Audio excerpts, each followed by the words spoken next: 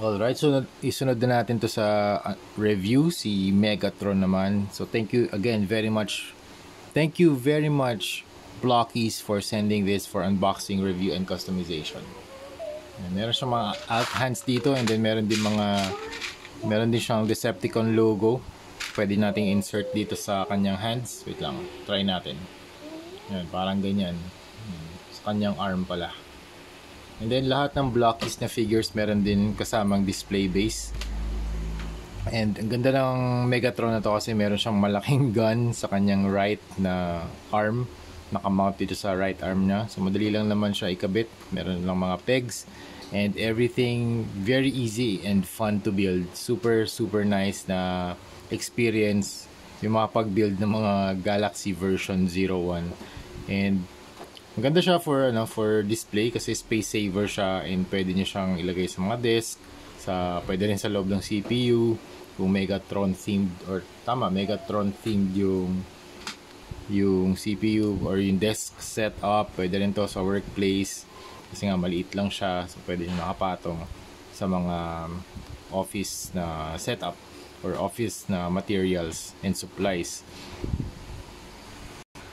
Okay, first you have the head, tapos yung kanyang eyes color red, and then lahat ng body niya light gray, tapos you have the Decepticon logo here at the middle.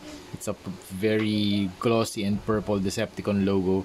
Then you have the buttons here, the rectangular red, circular blue, green, and yellow, and then the rectangular strip here sa baba, yellow din, and then some exhaust parts here sa kanyang rib part.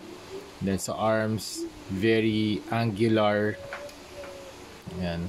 Compatible lahat ng pieces ng mga Blockies na Galaxy version 01. Then you have the large gun with the gun effect, very nice, translucent orange. And then meron din siya mga alt hands dito, pinagsama-sama ko na. Tapos yung kanyang waist,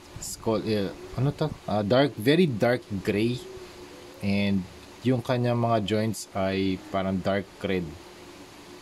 Yung feet, large feet for stability, and yung kanyang legs pala, yung kanyang legs very large for stability, and yung feet light gray.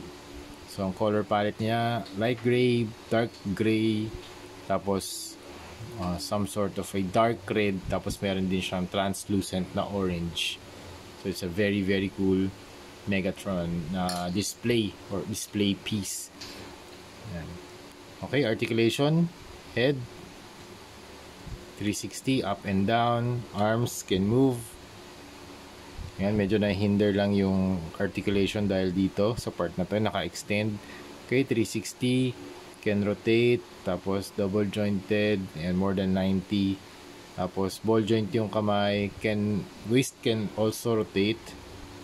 Feet can kick that far, back that far, double jointed knees, and ball joint yung paa. So maganda rito sa Blockies ay it is fun and easy to build. It is space saver design kasi ang maliit lang siya. It is recommended din for mga desk na mga displays, and superb articulation since yung mga joints niya lahat naka ball joint. So that's it mga mom sir. Ang next na re-review natin ito naman siguro si Skywarp. Okay? And post muna natin siya. Okay, so that's it. Thank you very much for watching, and see you sa next video. Bye bye.